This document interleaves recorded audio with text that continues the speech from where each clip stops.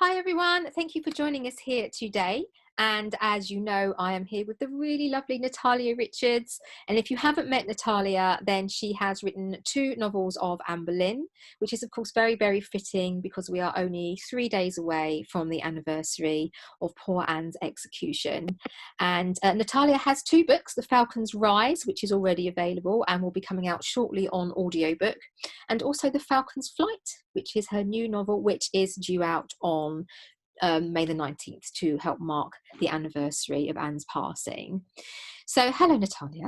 Hello, how are you? I'm very good, thank you, and I'm so pleased that you have come down to chat with me today. Thank you so much for that. Oh, thank you for asking. Really pleased. It's an absolute pleasure. And I'm just loving all your cushions in the background there. Aren't they smashing? Yeah, my Anne Boleyn, that one. Can you see it? Yeah, they're lovely. Yeah. Oh, hang on a minute. There we go. She's having a casual Saturday there, look, in the background. Absolutely. Just I've even got my Anne Boleyn earrings on. Can you see? Oh, aren't they lovely? Where did you get those? Those were from Historic Palaces, which is Okay, Hampton Court collection, but you go into the Historic Palaces website, yeah. and I thought they were so pretty and not expensive. I was amazed. They are Yeah. lovely. I very rarely wear them, but I think now there will be about 400 of us all go down there and have a quick look and get some. Look at the website, some super things. Yeah, they have. They've got some really lovely Oops, stuff hang there. on a second. Can you still see me? I can, yes. Yeah, that's okay. My email just flashed over. Oh, okay. So this is the thing. I'm sure a lot of you have been using Zoom for things, and every now and again, random things just pop up Yeah, everywhere. absolutely. So if you don't mind that occasionally, yeah. Oh no, it's just we're all in this together at the minute, aren't we? We are. We're all trying to find our way a little bit with it, but it suddenly flashed up on my inbox.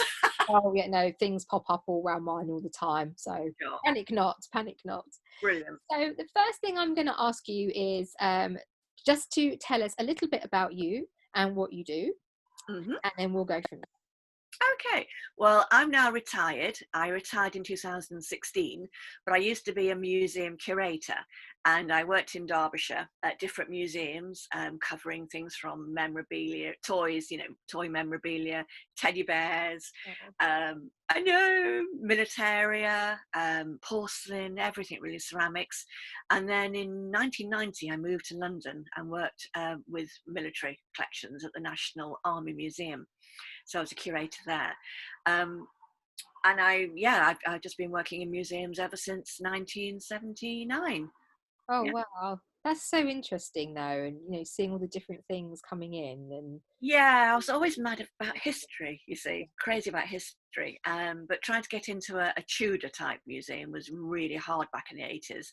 Jobs in the Tower of London or Hampton Court were really, really hard. People took those jobs and stayed in them, obviously. yeah, sure. So, yeah, I would love to have worked there. But anyway, I loved history, and it was just great to be around historical objects and collections. So that was great fun. And in those environments as well, you meet other people with shared interests, don't you? Because they're there because they are interested in those things. Of course. You're in with researchers and archivists and librarians, and you get a really good insight into how to do research and what collections to use and what's there really, and that's your day job, which is fantastic. So Yeah. those experiences there then, having said that, did that help you, some of the things you picked up there when you came to researching for your books yourself? Yeah, very much so. But I mean, when I first started writing, there wasn't really much in the way of internet stuff at all. Now it's so easy; you can just find it all. And I used to have to get the train down from Derby to London to the British Museum or the British Library, and write everything out by hand. But it was really good because you did find out where stuff is. It would come up in conversation like, "Have you seen this at the British Library? Have you seen that?" So being a curator and working in museums was absolutely really useful. Really, really good.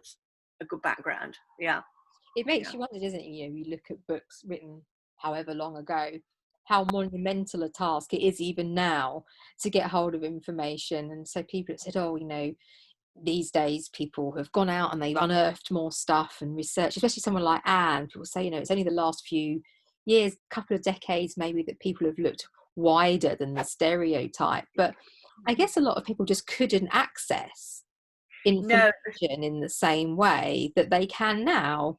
Absolutely. Well, years ago, calendar of state papers used to be just there at the British Library, but not online. Now, of course, it's all online, which is fabulous. But then it had to, you had to actually physically go down there, write out your, the entry you were interested in, and then get the train back again. It was absolutely so difficult. And then you get back, think, oh no, I didn't look that up, and then you have to go back Yes, again. absolutely. Now you've got to wait another month before you can afford to go back down again. And but now it's absolutely so brilliant. What you And can of course, find. you have so many researchers, as you know yourself, in terms of Tudor history. Mm, There's well, all history, but the Tudors seem to be one of the more enduring ones. We have mm, a lot of people who write from overseas, so particularly maybe Australia, definitely in the US, and it's mm, a lot of money to come over here for that visit, isn't it? yes. So the Oh, fact, and you can only do so much in however long you've got, yeah. and so to be able to access those things and buy, there's more books around, and it just makes a phenomenal amount of difference to people who Oh, want to research and write about these things, or absolutely. Well, if you look at posts, you often see, don't you? I'm coming over in May. Can you recommend where I should go? And you think, yeah, God, absolutely. there's all the usual places, yes, but have you thought of, say, the Charter House? Have you thought of Lambeth Palace? There's all sorts of other places, but yes, you invest a lot of money, and you want to make sure you get the most out of your visit. And Yeah, I know there were quite a few people that had visits planned this year, like Natalie I know. and Adrienne Dillard. Yeah, They're supposed to be coming over, and it's all it's just gone. such a shame, and the Anne Boleyn tour and everything, But We'll have yeah, to try and make up for lost time, because we were going to meet, weren't we, at Tutbury? we were, and we will. We Well, still will. we will, yeah, but it was kind of like we're in the middle between us, aren't I we? know. I And know. then everything went wrong. Yeah, When absolutely. when it opens up again, everyone will make up for lost time, I'm sure. So Absolutely. At least we'll stay in touch, which is really, really good. It's really things like clever. this are great, aren't they? Yeah, very much so. It keeps the enthusiasm going. Yes, Mm. which is what we all need, I think, at the minute. Mm, mm, mm. So tell me a little bit about your book. So how did you get into, this is the big question, is it, for everybody, how did you get into Tudor history? Oh, right. I must have been about, let's see, about 12, 13 years old. My mum used to bring books back from the library by Jean Plaidy, and I just read them and just got absolutely wrapped up in them. And the older authors like Rosemary Hawley-Jarman. Are you familiar with her work? I'm not, no, but I will Well, make a note of that and have a look. do because she's written some beautiful stuff, and I think one was "We Speak No Treason," which is the Richard III book. Oh, okay. Um, I like a bit of yeah, Rochford, yes. well, Rosemary Hawley-Jarman. So my mum bringing books back was really what interested me, and then of course we had TV series like The Six Wives of Henry VIII. That's about 1972, and that absolutely blew me away. I just thought, oh my goodness me. And then the film came out, and the Thousand Days, and Brilliant then of book. course, yeah, and then the music of David Munro. And it's funny because my first album wasn't the Beatles or anything like that. It was I think it was music of the Imperial Court Oh, of wow. Macmillan. Now that's something that not many people can say. I know, and I can't find it anymore. I cannot find this wretched album. It's somewhere in a cellar in my flat, getting damp and wretched. But yeah, so it was music did it for me. I realised then that was my passion, Tudor music and the Tudor period, and it grew from there. So with your books are about Anne Boleyn. So Mm, what is it in particular? Because lots of people are very drawn to Anne, mm, and it's heightened at this time of the year. sure. This is one of the enduring things that every year we kind of, in the Tudor calendar, if you Yeah, every year there's always this big run up to Anne's execution, yeah, and people talking, posting articles, and reliving things. yeah. And so there is obviously something about Anne Boleyn. Some people don't like her, some people love her, some people are like weighing it up in the Mm. middle. So what drew you to Anne and made you think, I'm going to write about this lady, I want to tell her story? Yeah, I think originally when I was younger, it was a romance, the whole thing. I really got swept along with that. I thought, oh, just there she was. She met the king, and they got married, and then she was executed, and it was the whole romance of it. And then I started to look more closely, really, and I just admired her incredible bravery and the way she, I don't know, just forged a path, forged her own path in life. She could have just got married off, but she wanted to do what she wanted to do. So yes, it was her bravery that really attracted me, and the sadness of her story, to be literally raised so high and then it all goes wrong. It's tragic. The tragedy of it too. Yeah, very much so. So you did, so a lot of people know Natalie Grueniger, and she runs Talking Tudors podcast, which you can get on the Podbean app. Now, I will say you don't have to download the Podbean app. You can listen to it, but it is so much easier if you get the app. I'm not being sponsored by them. It's genuinely much easier to use the app. So you did a chat with her about a week ago now, I think it went up. Yeah. And you were talking about your books quite in depth, but more because she's doing all things Berlin at the moment, and so there's lots of things that she's putting out. If you go down to she does on the Tudor Trail, doesn't she, and all the Talking Tudors for them, and you'll be able to see all the guest articles and the links to the expert talks and things. And you looked, when you talked with her, you were talking about your books, but more specifically about Anne's early life. And I think I never intended to do, but carry on. Yeah. No, so that's one of the things you said. That wasn't my initial plan. So you found so much, didn't you? Yes. This is definitely one of those things where more recently people have been able to work backwards. That often you hear Anne's story kind of, oh, she was at the French court and then she came back here and then this happened. And it's almost like her life starts around the time they're trying to organise the marriage and she comes back to England, and it's almost like that there was very little, but there's not, I suppose, in a lot of ways much more that you can say about, well, someone became queen and then became, but to me, her life before this, there was so much more that happened. By the time she came back to England, it was all about being queen, which is a massive thing. But there was an enormous amount of things she did, things she learned, places she traveled to, incredible people that she met.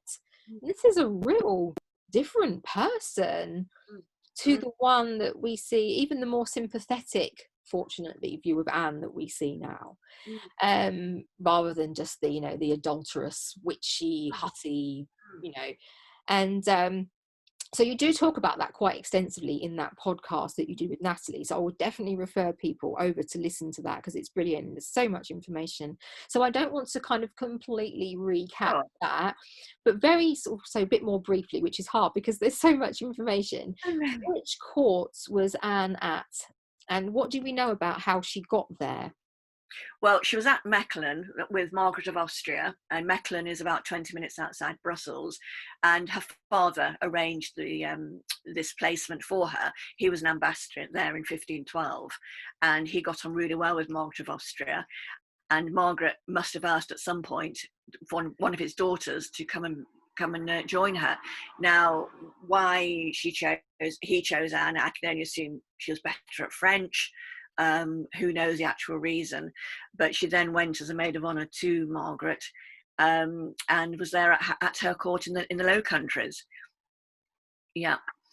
And what was your other question? What was the... So then obviously she ended up, she wasn't there permanently. There was something about how she then got recalled and she ended up in France, didn't she? Oh, I see what you mean. Yes, absolutely. Yeah, she was a year with Margaret. Tension. They didn't know. Margaret of Austria didn't really want to release her over to the French court, did she? Well, no, she didn't. I mean, it was very annoying for her. I mean, she trained Anne up to be her maid of honour, and then suddenly it was the rug was pulled under her feet and Anne was recalled by her father. Now, her father said that Mary Tudor had specifically asked for Anne to be one of her ladies in France because she was good at French. So, Thomas said, well, I can't refuse Mary Tudor and her brother, so I'm afraid my daughter's got to now go over to Paris for the coronation. So that's how she left Margaret's court, and ended up in Mary Tudor's train. So just before we go back to her time in France there, I think the point about Thomas Boleyn securing that position for her highlights something quite important. So there's a really big, and as you know, Claire Ridgway has written quite extensively about this. Yeah. We can put some links to that. People kind of assume that, or there was been written that Thomas Boleyn really sort of pushed Anne for first Mary and then definitely Anne, really pushed everything forward for the Boleyn family gain. Now there's obviously his family, particularly him and George, you could argue did very well out of Anne's standing at court over time, but actually he was quite high up and quite a skilled and well recognized diplomat already, wasn't he, even without anything that his daughters may or may not done with Henry VIII. He was, and I'm not sure how much he personally was ambitious. I mean, there is a point when he was begging to be, I think it was treasurer, and he said to the king, if I could have that post, there's nothing else I would ever want. I have no further ambitions at court. Now, his post have actually said that, and I'm more inclined to think it's the Howards who were the ones who were seeing opportunity. I might be wrong, but I'm not so sure it was Thomas pushing all the time. I don't know what you think about that. Well, yeah, I mean, it's sort of one of those myths that's perpetuated, isn't it? And it isn't something that we'll ever completely know what happened, which is frustrating. No, we can't. But certainly when I read Claire's work, it really sort of, and she examines what we know and what we don't know. And she is quite open-minded. I don't know if any of you have read much of Claire Ridgway's things, but she is quite open-minded. So she will say, we don't know. Absolutely. But this says this and this says that, which suggests that X, Y, and Z is the most likely outcome. And that would also fit in with what somebody else said or did later on, or from other things that we've read about this person or that person. It seems likely that this might have happened. Yeah. He has written quite a lot about the Boleyns as well. And like all of them, not just Anne and George. Yes, she has, yes. So I will put a link to her Boleyn books underneath the video because they're really worth looking at if you're really interested in Anne Boleyn and finding out a much wider picture about the Boleyns. Yeah. And it's interesting as well because obviously after Anne and George fell, he kind of like went, but he got all picked back up again, didn't he? He made his way. Just about. Yeah. I don't think he ever fully recovered. I think he would just assume though that he would be gone. That would be it, never to be. So it's interesting that he kind of managed to semi-claw his way. Then I also think, well, did he actually even want that? Did he just do it because of what had happened? Maybe he just did it because it was the best way to provide an income for his family, and you don't want to upset Henry. If Henry says, I want you to come back to court, you have to come back to court. But I mean, what was left of it? Mary Boleyn. And you know, it's very difficult. I think he was quite broken myself from what I read. I would imagine you would be, wouldn't you? You'd be absolutely devastated. Yeah. And then everyone's talking about you and... Yeah, you're a bit of a pariah, of course, aren't you? Yeah, you're walking around and you just know that there's all, you know, the eyes following you. And yes, I think for people, because people like to paint him as a villain who was pushing his daughters for his own personal gain, you lose that empathy for what an awful, because even if he had have done that, and I'm not saying, but even if he had, that would not have been the outcome that he had planned. No, not at all. Envisaged for a second that would have been the outcome. Well, that was of no benefit. Absolutely none. It was quite the opposite. Yeah. It destroyed them all. And as you say, you know, trying to be at court after all that, who'd want to talk to you or be seen with you? No, exactly. It's a really hideous position to end up in. So yes, sorry, so I just kind of went on a Thomas tangent there. So we have, as we know, so she ended up with Mary Tudor, or the French Queen, and that marriage, possibly happily, in a horrible sort of, well, not horrible sort of way, but Mary might have been quite happy that marriage was quite short-lived. Because she'd only been there quite a short time and King Louis passed away, didn't he? Yes, I mean, as I said to Natalie, you know, he was riding a spirited horse to paradise. That's a new one. I like it. Yeah, and he certainly was. And there's no proof that she actually did wear him out. but it's quite likely. I mean, she changed his diet, or rather he changed it for her. Late night suppers of greasy meals, which he was told by his doctor specifically not to touch, but he ate them. Late nights and carousing, trying to keep up with her. Yeah.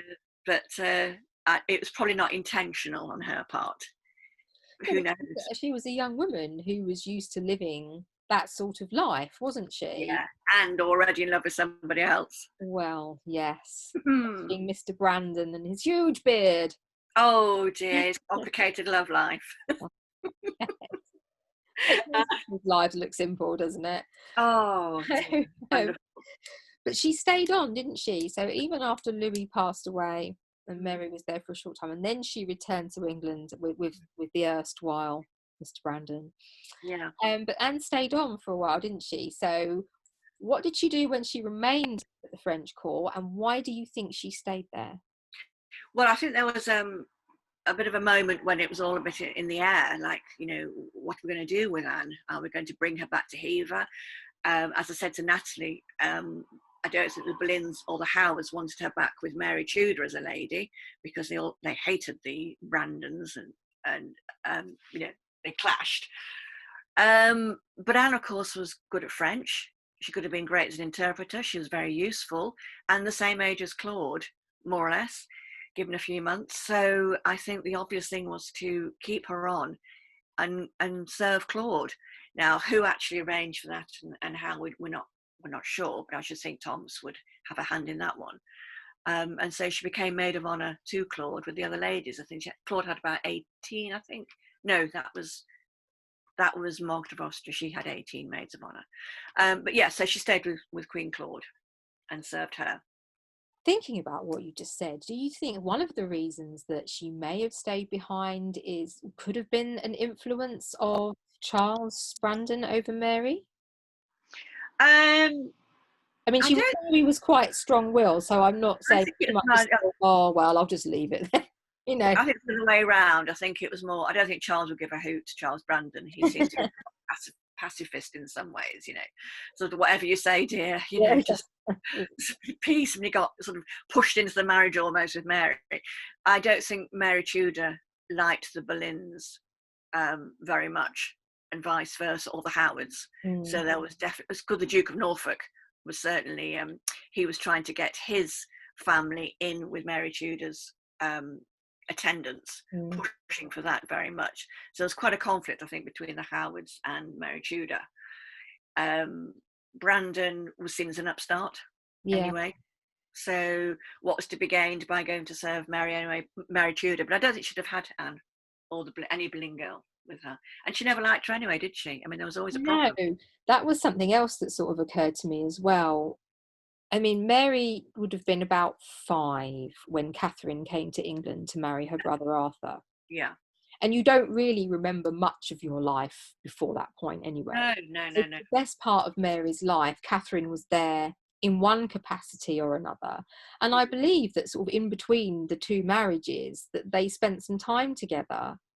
So she was very close to Catherine, wouldn't she? So I think if she didn't like Anne particularly before, for whatever reason or reasons, when Anne was trying to become queen, her sort of loyalty to Catherine, plus whatever had come before that we're not exactly sure. Very much. You know, Yeah. this really, really acrimonious relationship between Anne and Mary, and I don't think that either Mary or Charles would have. It's awful to say that they wouldn't have been bothered about what happened to Anne, in the sense that maybe they thought what had happened wasn't right, that she hadn't done a lot of the things that she'd been accused of. But I'm sure they weren't sorry that she was out of the way. Well, no, I mean, Mary was, a Catholic, and she believed in marriage and not divorce. She was outraged by the whole situation. I think they left court at that point and went back to their house where was it? Was it Lincolnshire, or I can't remember. Tattershall. Tattershall. That's it. So Mary was totally affronted by this whole idea that Catherine could be divorced and just thrown on one side. But where it originated originally, I don't know. I think it was. I'm sure it's between. Well, I know it's between the Howards and Mary. There was definitely animosity. They weren't always the nicest of people, were they, the Howards? No, not at all. It's Very. not always the nicest. No, She said in very a ambitious. sweeping statement. So Anne really seemed to enjoy her time at the French court, didn't she? Mm, mm, It really, from what we can make out, shaped mm, who she was, the skills she learned, the people that she mixed with, mm. how she dressed, how she presented herself. When she came back to England, she was, somebody's made some comment, I forget who it was now, saying that Or French. yeah, English. absolutely, that was it, yeah. Mm. So I wonder what led to her having to come back to England, and how is it recorded at all about maybe how she would have felt about that? Because I wouldn't have thought she was massively enamored with the idea, to be honest.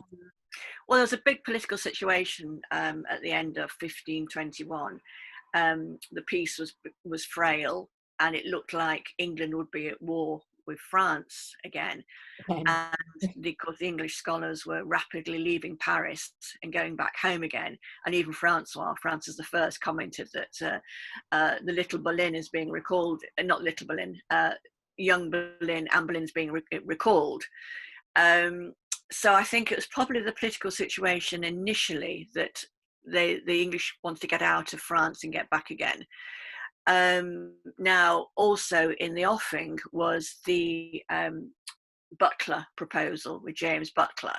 So that had been being developed, and they really wanted to get her back also to England to try and get that marriage finalised, because trying to keep the Butlers in line.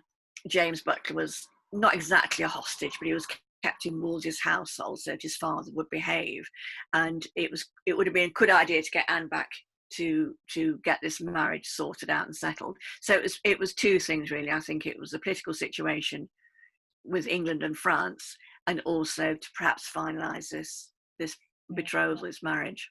Which obviously never went ahead.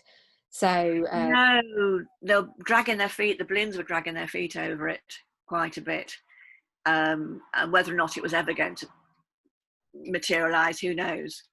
yeah, you sort of wonder whether it was just sort of platitudes to draw the situation out, hoping it would come to some other conclusion. Yeah, I think it was different. Themselves to these people, particularly. That's right.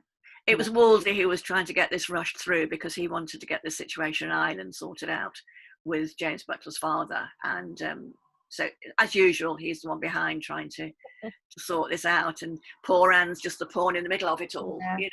Which unfortunately was fairly standard, wasn't it? Yeah, absolutely. Yeah. So when at all the different places where Anne, when she was in Austria and Mechelen, when she was at Mechelen, and then when she was obviously in France, and she ended up with Queen Claude, didn't she? Mm. So when you had your chat with Natalie, and when we were speaking the other day, talk about for us some of the people that Anne would have met, some of the places she would have been to, the things that she would have heard and learnt and things like that, because there's a lot, isn't there? Oh, it's absolutely massive. I mean, when I first started this, my book was going to be a little bit about the beginning of Anne's life and then all the way through to the end, but it became so huge. This was a book in itself, all about her French adventures. And with Claude was not the recluse who hated travelling, which is everyone's always assumed, a quiet little pious girl in a dull court. Claude loved travelling, and even though she was pregnant, almost continually pregnant. So Anne would have travelled, I think it was, how many countries did I say in, I've got it written down somewhere. Oh, I don't remember the top of my head, sorry. No, there must have been, not countries, different areas of France. She went from Paris all the way down to Marseille in the south. Something like about 20, or was that 20 or 30 different places. Yeah. Cognac in the west, right across to the east, with Claude travelling. And the court did these sort of peregrinations, sometimes with 5,000 of them travelling at one go across the country by barge or over land. And where Claude went, obviously Anne went too. And Claude liked to see her country. She liked to do entrees, joyous entrees. And it was interesting because I couldn't really plot where Anne was until I knew where Claude was, because where Claude was, her maids were. So Anne would have gone to so many different places, and I was very lucky to get to to see them. And so it wasn't just the Loire Valley, it wasn't just Blois and Amboise and Tours and Chambord and all these usual places. There were many, many more that she travelled through, all the way down, some 500 miles down south. Yeah. And as for people, of course, she would have known, if not met, but I think she would have met Leonardo da Vinci, most certainly, because he was organising all the court entertainment.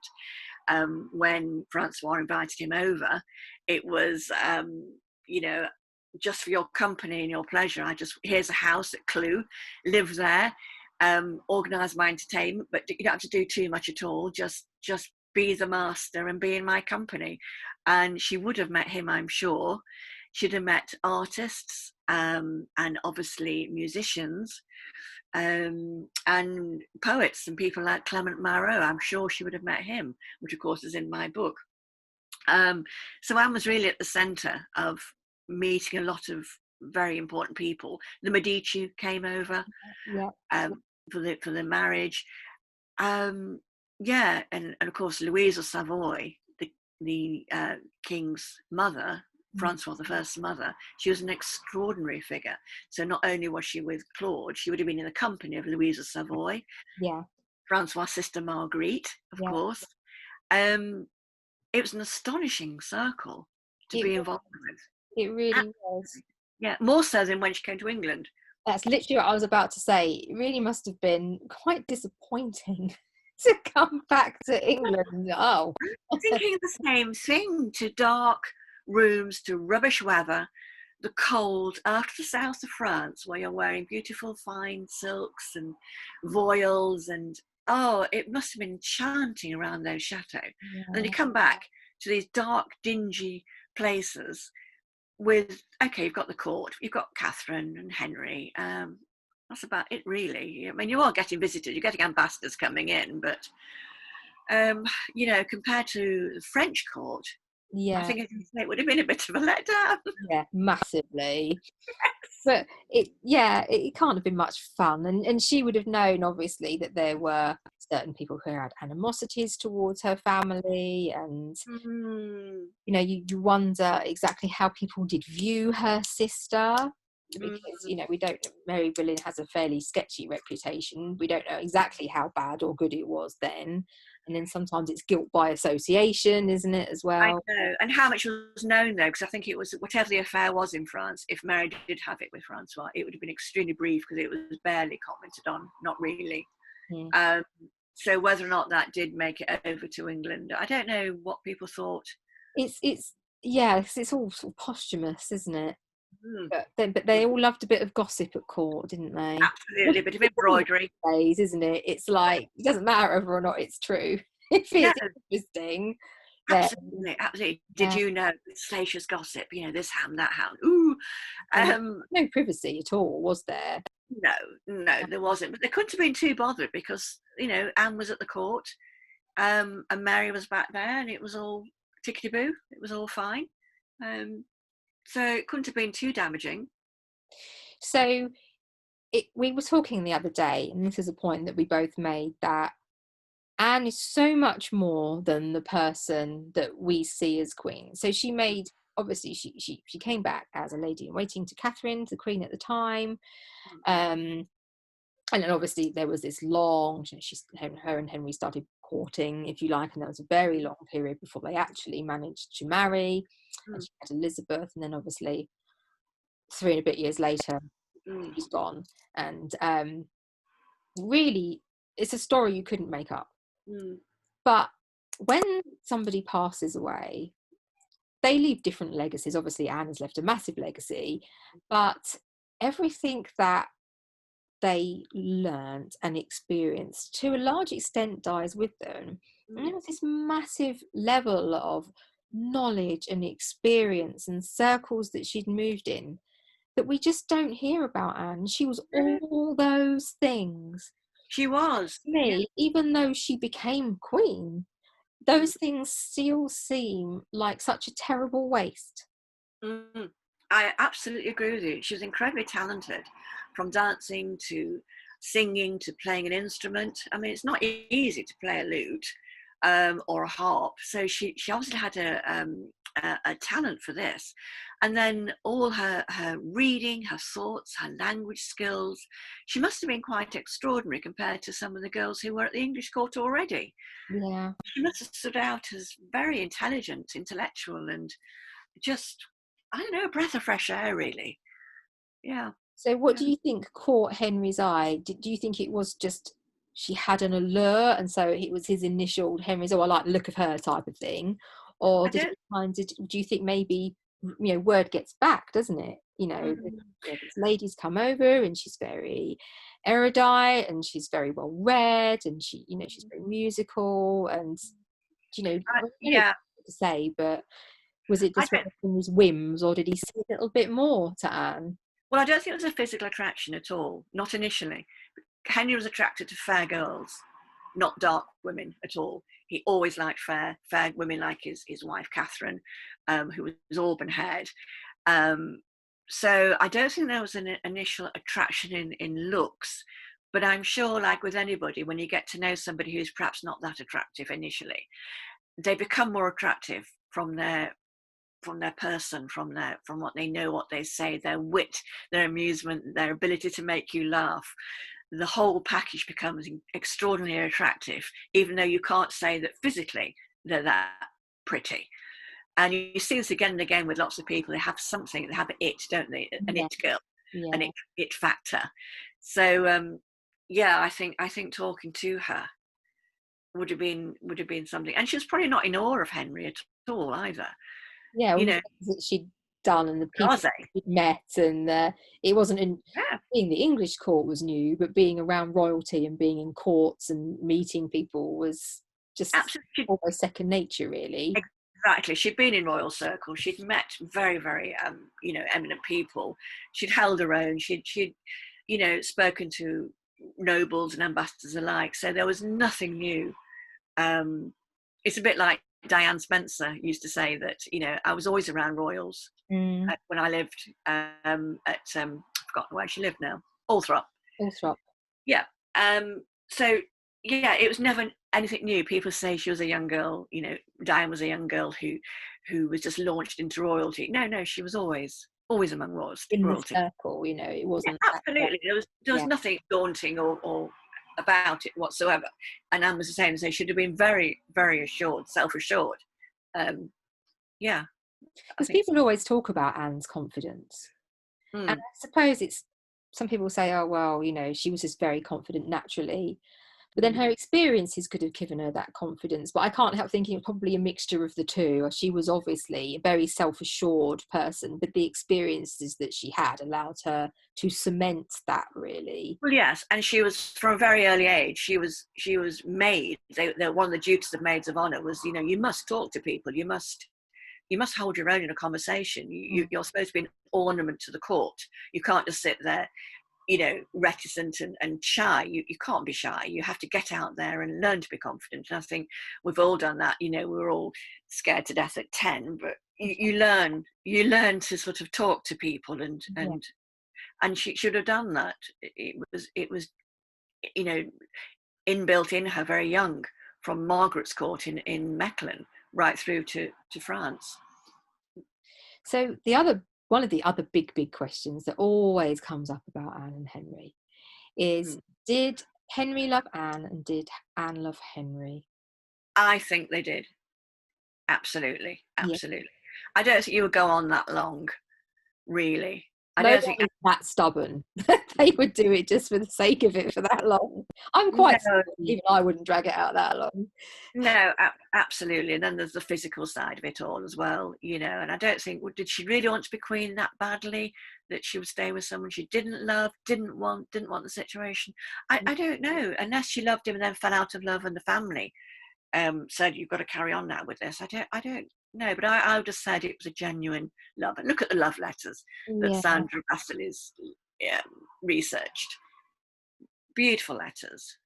And I suppose it's really difficult. They were in a really, really unique situation as well, weren't they? And that sort of thing binds people together.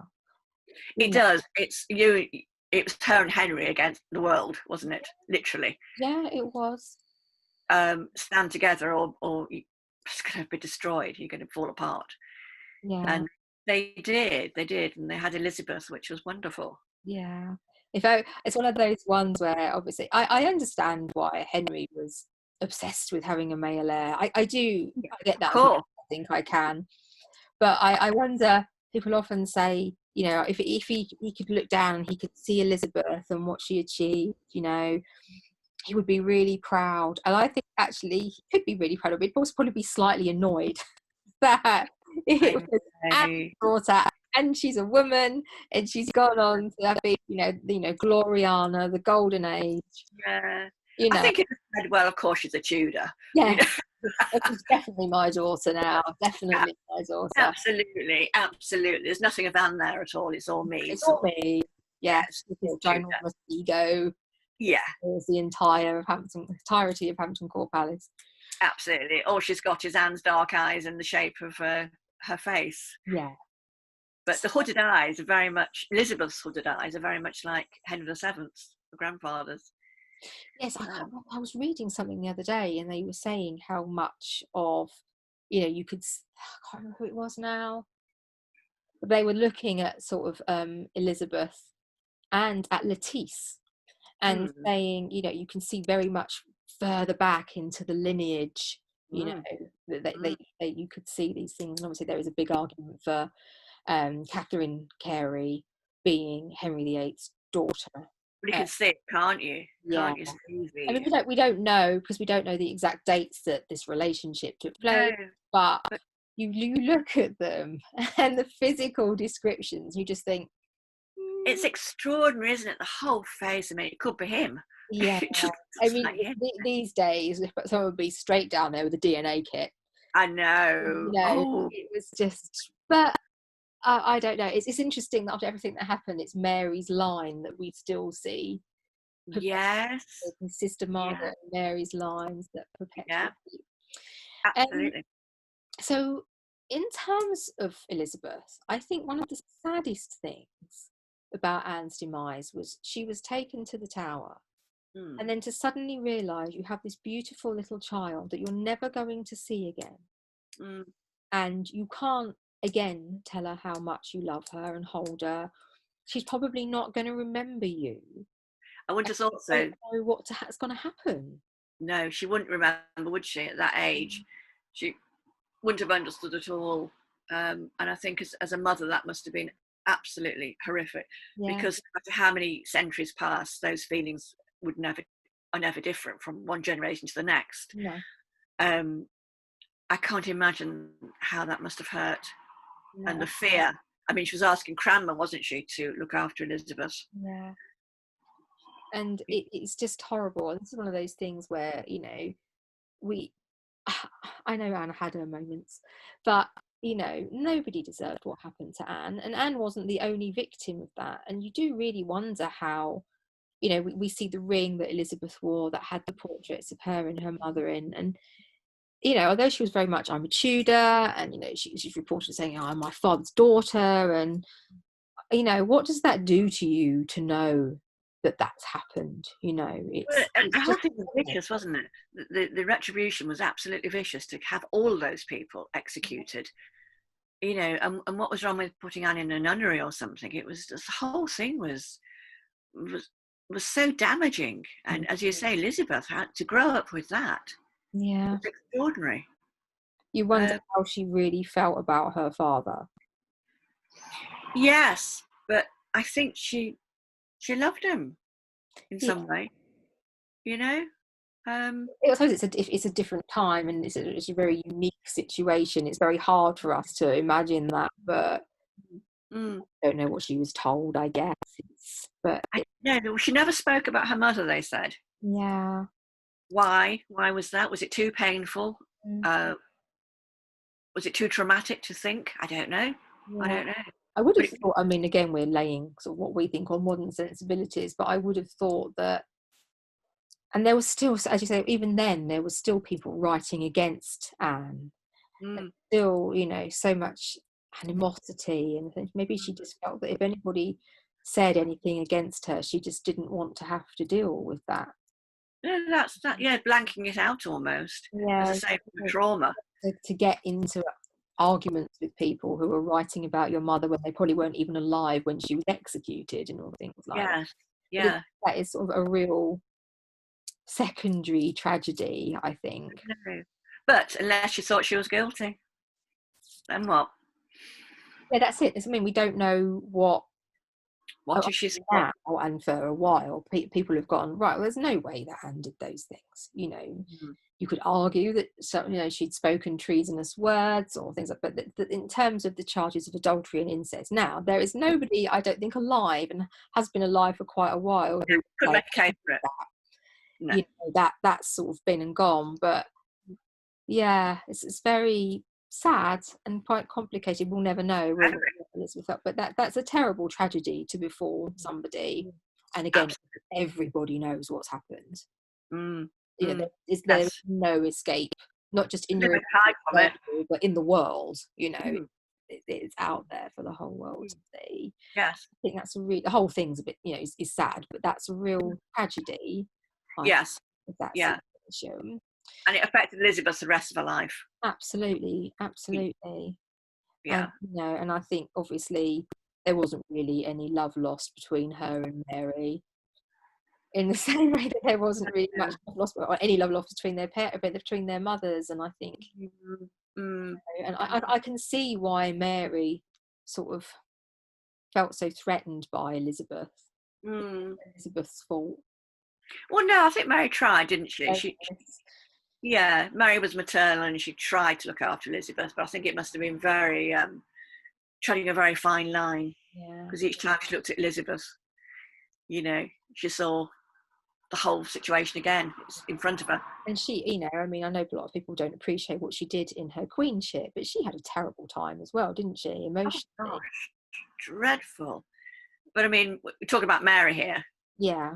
Yeah, absolutely. Well, Mary was the golden child, and then suddenly she's abandoned, isn't she? Yeah. At an age when a child wants, you know, recognition and support.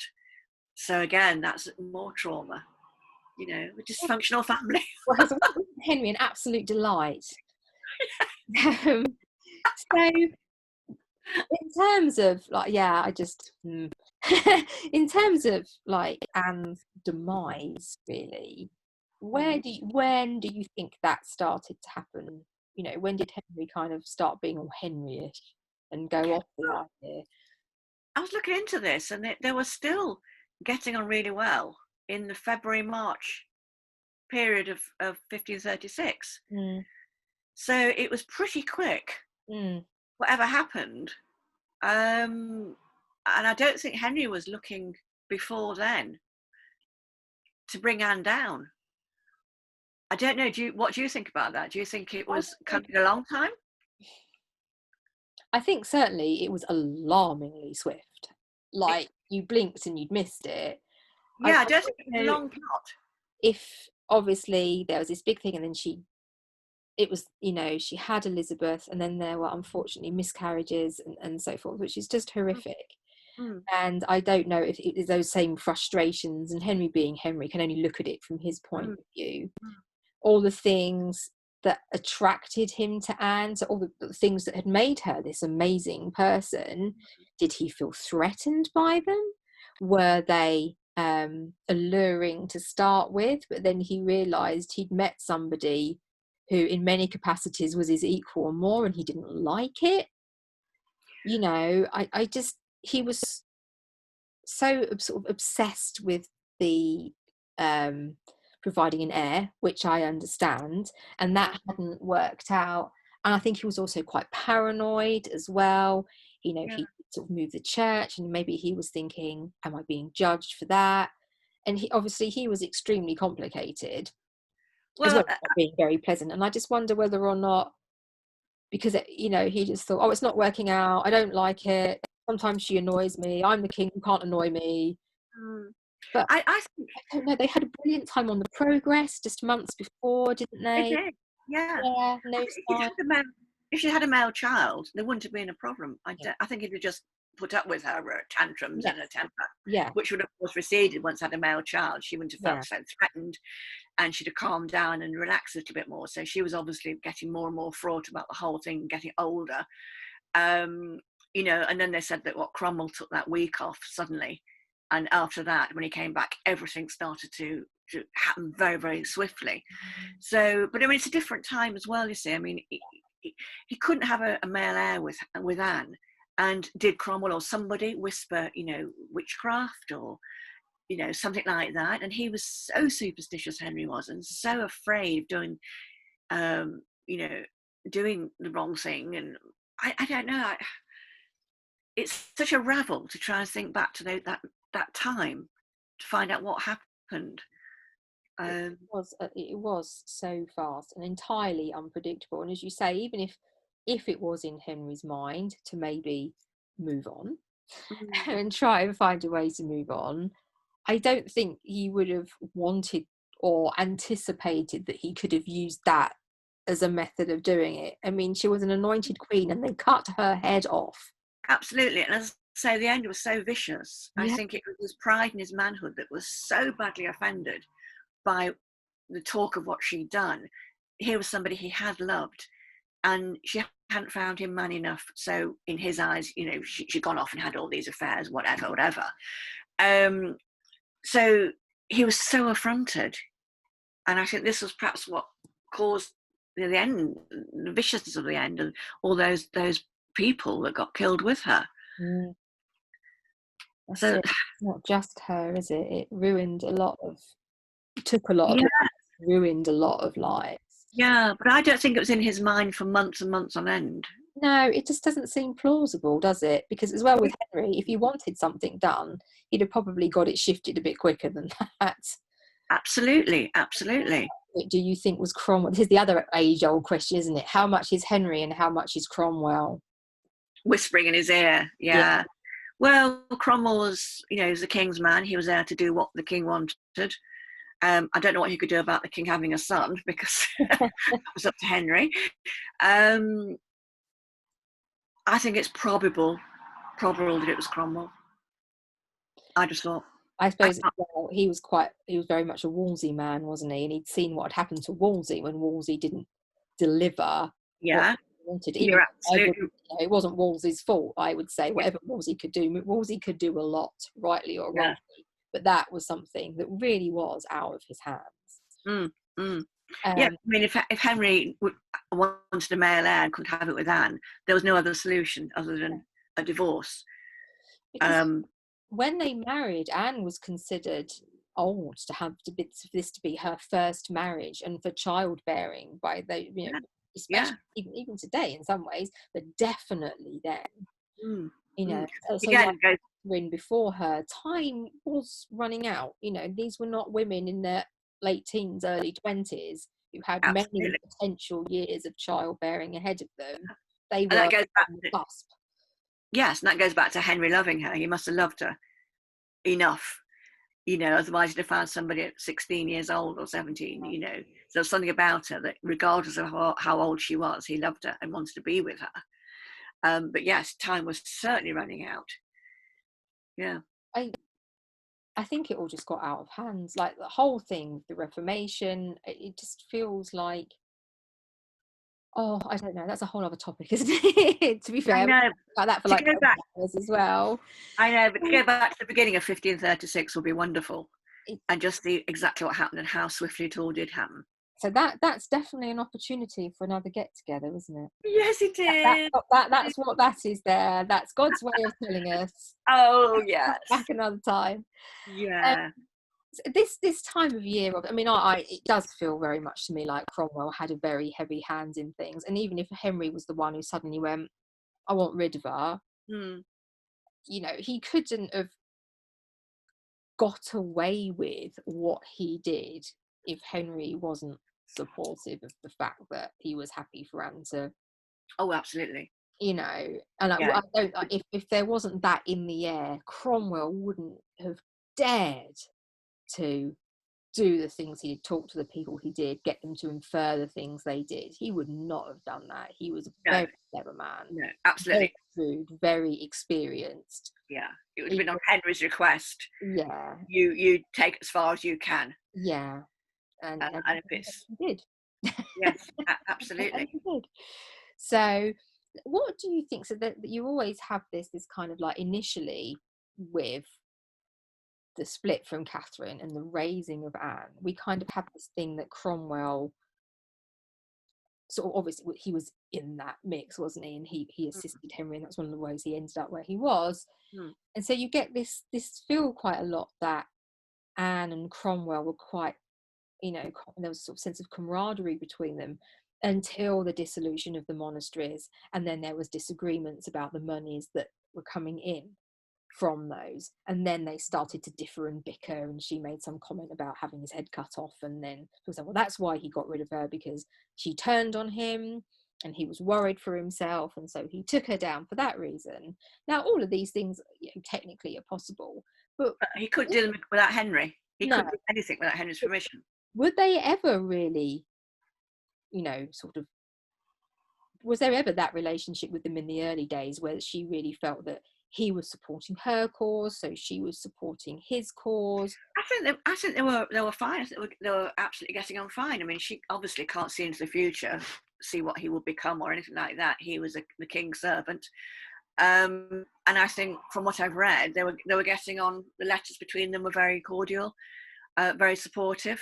It's only, as you say, later on that it starts to get, when she's getting more desperate and more in a sense of mental trauma over the whole thing of trying to conceive, that it all starts to implode a little bit. Mm. It's so difficult, because whenever you get people in positions of power, they get here however they get here. Mm. And some people will use it very responsibly, but most people don't. Mm. And but then whoever you were in Henry's court, however canny you might be, you still had to toe Henry's line. Or like And Thomas More, just yeah, badly, or retire from court and just say, yeah.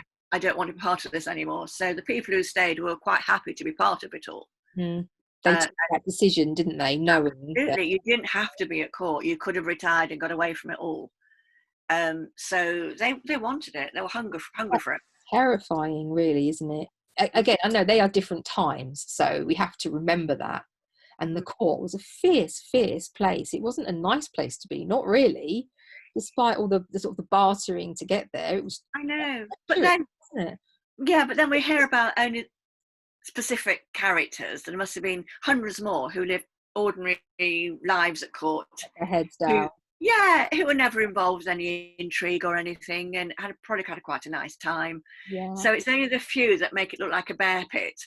Perhaps it wasn't as bad as it was, as we think it was. There were a few people that really enjoyed their lives and brought lots of positivity to the situation. Yeah, maybe there was. I often think of this, that was it all that wretched and all that scary, or was it just somewhere that if you kept out of politics, out of the political situation, and just, I mean, look at Thomas Wyatt, I mean, I know he was a friend of Cromwell's, but it didn't mean you had to, if you were involved tightly with all that you ended up getting the chop for something, you could keep out of trouble. Yeah, there's that line of being sensible, isn't there, of kind of doing everything you need to do, but not getting too tied into it. Not overly ambitious. There are plenty of counsellors and decent men who just lived a normal life doing their job.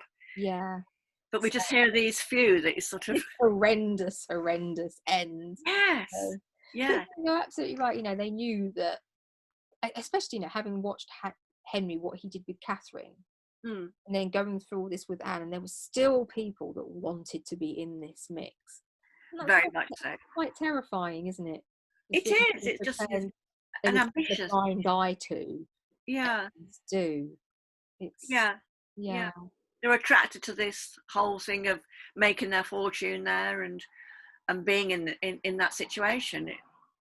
If you're ambitious, I suppose it detracts. It's a bit like any modern politics. Yeah. Ultimately, though, it ended quite badly for most of them. So the ones, yes, the sort of the key figures that we look at, but there was no learning curve there, was there? Because they watched all the disasters that came before, and they didn't. I don't know. No, they went on regardless. Yeah.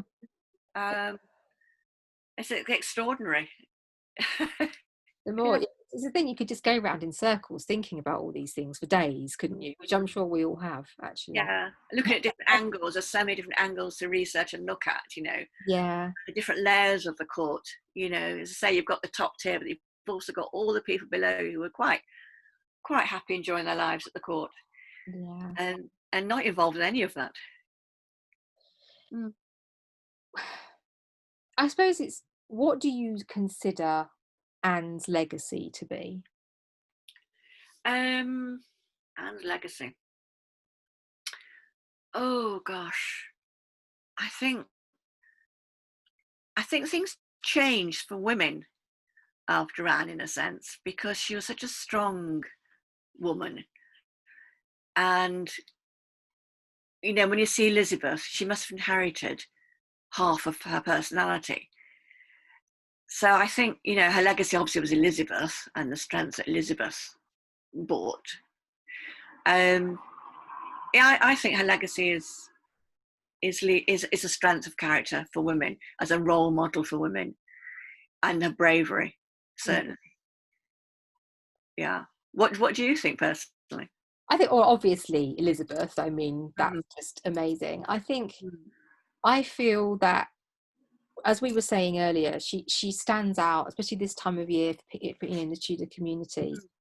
So there was obviously something about her now, like there is then. And I think it's just, for me, is that she was the first person, in a way, that stood up to Henry and went, no.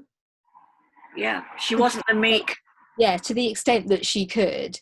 And she obviously deeply cared for Elizabeth. It must have been, all the time babies were taken from the royal parents and brought up in their own establishments and things like that. But she was just, everyone was an individual personality, but she really stands out as a real individual person. And obviously she had those experiences that we talked about earlier, and that would have shaped that. But she was nobody's fool. You look at this terrible end that befell her. You hear people say, oh, well, she deserved it because of How Catherine. could she? Yeah. Nobody deserves that. And Yeah. whatever she said, she would have spoken spiteful things about Catherine and Mary, and no one's saying she was purpose, but she couldn't have done anything at all if Henry didn't agree with it.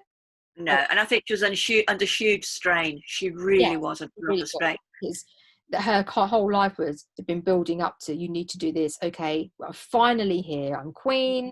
I'm pregnant. I've had a daughter. I'm pregnant. Tragedy. I'm pregnant. Tragedy. Yeah. And I suppose she could see, she could see his eye wandering, and she could see the same things happening.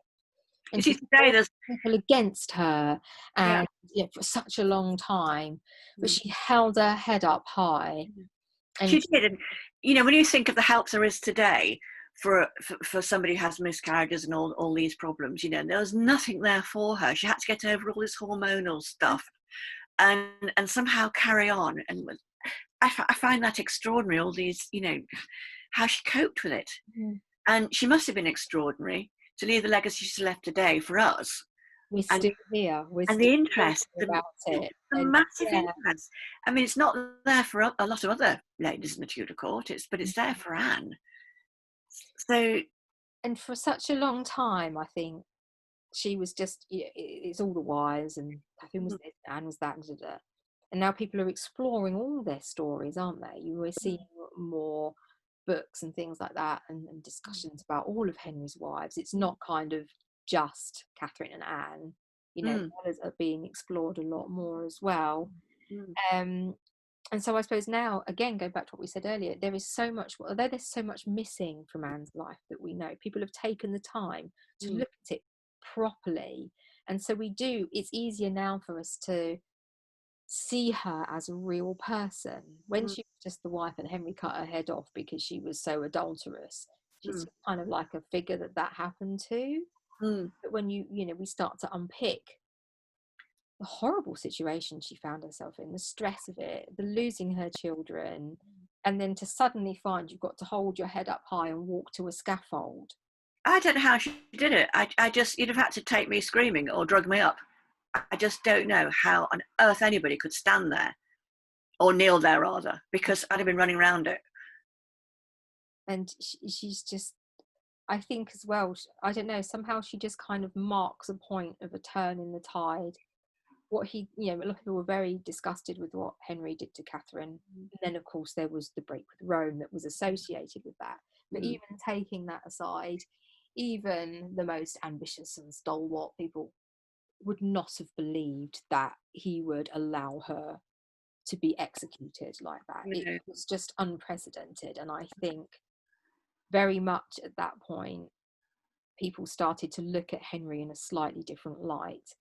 But remember, she was never, Part yeah, of his legacy to me, they might not have liked her, but they looked at what he did, and people looked at what he did and kind of thought, wow, that's really another level. well, again, also a more sympathetic generation, you know, than then. Yeah. We're much more, I wouldn't say forgiving, but, you know, we see both sides now. Yes. It's Would easy to certainly. look back and not take all that on board. It's hard to separate, I suppose, what we see and think and feel now. Yeah, the psychology was very different. Yeah, and obviously life isn't anything like 16th century Tudor court. No, Really. things were accepted. But the other thing is, of course, you know, she wasn't popular. Mm. So this was allowed to happen. And it did happen. There was no big outcry for her, no mass demonstrations or anything. She wasn't popular, wasn't liked or loved. Very sad. Mm, and that's tragic, really. Yeah, I mean, they hadn't even prepared a coffin for her.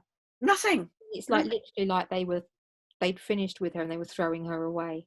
Yeah, yeah, absolutely destroying her. Yeah, Uh, it's just hideous. And as we said, they built her up and up and up and up to put her where she was, and then she just crashed to literally like to nothing. yeah, and they just moved on. Yeah, Moved like on. nothing, almost like nothing had happened. Yes, yeah. It's quite interesting in Hilary Mantle's book, The Mirror and the Light, to read what's going on that year following Anne's death. Have you read it yet? No, I've got it on audiobook and I'm about 2.5 hours in. Yeah. I would never get round to reading it. I just wouldn't have the time, and it's about a No, young no, thing, isn't it? So absolutely. I right, still, that's it. I kind of have to do it in sort of fits and starts. But it's one of those things that I'm so excited to finish it, but then I don't want to finish it at the same I time. know. I've got an audio too, and it's Yeah. absolutely fascinating. And what an interesting year that was after her execution. Very, very interesting. The mopping up afterwards. Yeah. Oh God, it's just vile, isn't it? Yeah, and just I don't know. But, you know, Cromwell is King's man. He's business as usual. Yeah. So what now? What is the next part of your journey with Anne? Well, the plan originally was to do a trilogy. So it was going to be the Falcon's Rise, the Falcon's Flight, and the Falcon's Fall. Originally, it was all one book. Well, that was going to be impossible because it would have been huge, enormous. So I've written the words chapter 1 and I've written a paragraph. But at the moment, I'm not quite in the writing frame of mind. There's a lot going on, isn't there? It's just a really difficult time at the moment. So it would complete the trilogy, and it will be Anne arriving at the English court to her death. But I've got to try and find a different angle, something new, a new perspective. Otherwise, it's been told too many times, a story. Yes, yeah. Yeah, That's which is the why challenge now, isn't it? I yeah, think. which is why the two books at the beginning were like, in a sense, they're easier in a sense because there was lots of new stuff. Yeah, yeah, definitely. You know, and that was what was so fascinating. We would pretty much know what was happening, you know, from 1521 onwards. So I need to get a new angle, really, a new thought, just something a bit different. So I don't know. It'll take me a while. It will just come to you randomly, like 2 a.m. one day. I hope so. I keep a notebook by the bed and think, Keep a notebook there just in case. Don't go, I'll remember that in the morning, because then you yeah, never do, and then you're mortified, aren't you? absolutely. And everyone says, you know, you must do the third one and finish it all off. And it can be a box set, you know, Oh, that'd be great. everyone likes a box set. Well, a box set, I do. You do. So that'll be good. So if I can find something new to put in there, I will get on with that, because there's so much new stuff coming all the time as well. It's great. Yeah, but People, it's a monumental task. writing It's huge. together a book. It really, really is, and it has to come at its own correct pace, doesn't it? You can't force You something. can't. You can't just sit down and say, today I'm going to start writing. It's absolutely impossible. Well, Yeah. it is for me anyway. I have to do all my research first, tons of research, and make all my folders and all my notes, hundreds of folders on my desktop for each year of what was happening in that year, and then try and put Anne within that chronicle of events. Yes. And so 1521 to 1536. Yeah. And although there's a lot missing, there's still a lot there. Oh, there is. If you look at all the different groups, like the Tudor travelling, group, and looking at houses and where Anne was, which is so fantastic about what people are doing out there, and all the different groups and the research and the different pages you can look at. They're all doing different bits, different elements, and you can bring all those together. So it's brilliant. Yeah. We're certainly sort of living in a time where, and we said earlier about how everything comes together, but there are more and more people now thinking, what can I do to find something else out? For lay people like me, it's a whole new breadth of opportunity to discover and learn things that we would never have been able to do before. No, it's wonderful. People are going off little tangents and finding out new things, and I find that absolutely wonderful, so interesting and useful. And sometimes you never know, do you, where you might think, oh, I've read a thing on that before, or I've listened to one of those before, but actually every time you pick up something that or you'd forgotten, and then there's always things to pick out and reassess. It seems like that, but it's just never ending, and reading around, because different people will have very different viewpoints or ideas. So it's one of those things you have to really keep taking. Absolutely. Well, one thing I look at all the time is the calendar of state papers, because it's a day-to-day journey of everything that happened every single day. And I know, have you not read it? I've bits and pieces, but I've not read like the whole thing, but I've had, like sort of bits and pieces, if you like. I tend to take a year. Yeah. I tend to take a year, and then like 1515 and see what was going off at the court at 1515. But they're absolutely fascinating what the ambassadors are saying, and what's going on. Really, really worth looking at. It's just information that you couldn't have imagined having access to, isn't it? Well, it didn't. That's the thing, isn't it? You just couldn't get it. It makes it seem like real life. It's easy to not see these people as real figures in real situations and real time events, but when you see somebody spent this and somebody bought that and somebody attended there and all these, the cost of things, things cost, but the fact that some archivist somewhere sat down day after day putting this all together, hundreds of thousands of pages of this flipping calendar, and it's like, thank goodness they did. Yes, otherwise what would we be doing with ourselves? Well, not so much me, but all the authors, what would you all be doing? Bundling off to the British Library, and Oh, I love the British Library. Yes, isn't it wonderful? I went there to look at the where Francois was between certain ages when I was doing the French court, and you could see exactly from year to year how many days he spent in Paris, how many at Chambord, how many at Amboise, every month all the way through. I had to write it all out by pencil because it's not online, I don't believe. But that's wonderful. You can see where he was and what he was doing. So it really helps with writing, because there's no point saying one thing if he was somewhere else. Yes, absolutely. So what I've said is as accurate as I can, because that's where he was. It's just amazing, like what we can find out. It feels impossible to bridge that time gap sometimes, but then other times you read something like that and it is just, it's not what we would consider real life, but it is real life for those people. That's just what was going on. It was, but like, go and do our things now. It's no different in that capacity. It's just But the funniest thing is I was doing the French court and I was writing about Anne at the French court, and merrily off I went, and suddenly a huge brick wall. All the information I needed was in French. There is nothing about Claude. Of course, yeah. There's nothing about Queen Claude in England. You look at Amazon, there's nothing. And I went through hundreds and hundreds of sites and archive sites. There's nothing at all. So I had to buy up all the French sources and then get my friend from Burgundy to sit down with me for a year and translate all the information. Oh my I thought I could read French, no chance. not when you're presented with all this stuff. That is an absolutely mammoth undertaking. It was mammoth. By sheer chance, the person who lived below was French. And I went down and said, can you help me with all these books and all this stuff I need? And we went through the life of Claude, the life of Francois, the life of Marguerite. It took, I say, over a year of translating it all by hand. Wow. That's really quite laborious. It is. And I thought, I really wish I'd done well at French at school. I really wish I could read French fluently. But it's hard, you know, you get a book and you open it and you can't automatically see the information you need. It's another language. You just can't flick through it. Yeah. Oh. So you've got to translate the thing. And then when I went over to France, of course, I got loads of books that aren't available in England. Yeah. And that was brilliant. You could bring them all back and again go through all the maps and things. So will you be thinking of Anne on Thursday? Oh, not Thursday, sorry, Tuesday. Absolutely, of course. Absolutely will do. Yeah. Probably have a candle and a picture up or something. Yeah.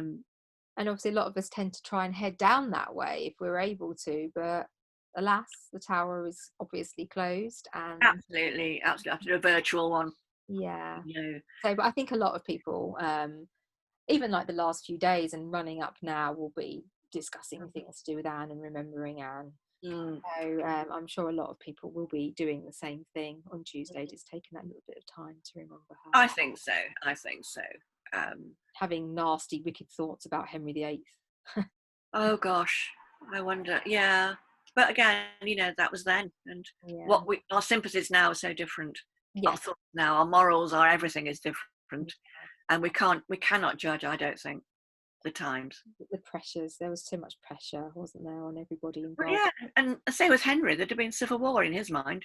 Civil war again. So it was a new dynasty. The Tudors were not that old. No, they weren't at all, and it was quite fragile, wasn't it? Very fragile, very. And you know, if a king can't hold his throne, there's no point being a king. So it was desperate for him to have a son. It wasn't really much fun being king, was it? Not really. No. Unless you like Francois, he had a great time, and children were coming out. It sounds great, but actually, in hindsight, it was a bit rubbish. Yeah, I think so. Better with someone like Brandon, who can just have all the benefits and. Charles Brandon. He's a great survivor, wasn't he? He was great survivor, and he's definitely. People's obviously opinions of him different, but he's stereotypically known as like the ladies' man, isn't he? He must have been popular. Yeah, I think he must have been charismatic. It's charismatic and probably well liked because he was left alone. Yeah. Nobody went after him. Nobody else would have got away with marrying Mary like he did. No, absolutely. So he obviously had something, or you know, he wasn't plotted against. He wasn't, you know, not seriously plotted against. No. You know, maybe no one dared because Henry did love him very much. Yeah, but I wouldn't have trusted him too much, Henry. I wouldn't have trusted that, but. I don't trusted anybody there, to be quite honest. The whole thing sounds absolutely terrifying. So yeah, well, thank you so much. Obviously, there's lots going on at the minute, but I would be really, really lovely if another time in the future we could meet again and we could talk about 1536, couldn't we, like we mentioned earlier, because it's almost a completely different Anne, isn't it? It is, absolutely. And I'd absolutely love to. And it's been such a pleasure. It's been so enjoyable. You talk Tudors all day. Yeah, I could. Yeah. Oh. And hopefully it won't be too long before I can meet you at Tutbury. Yeah, absolutely. And it doesn't have to be there, anywhere. It'd be lovely. It'd be great. Quite close by. Yes. So thank you so much. It's been so fun. Thank you, Catherine. You take care. Stay safe, and I will speak to you soon. Thank you so much. Stay safe. Bye-bye. Bye-bye. Bye-bye. Oh, there it is.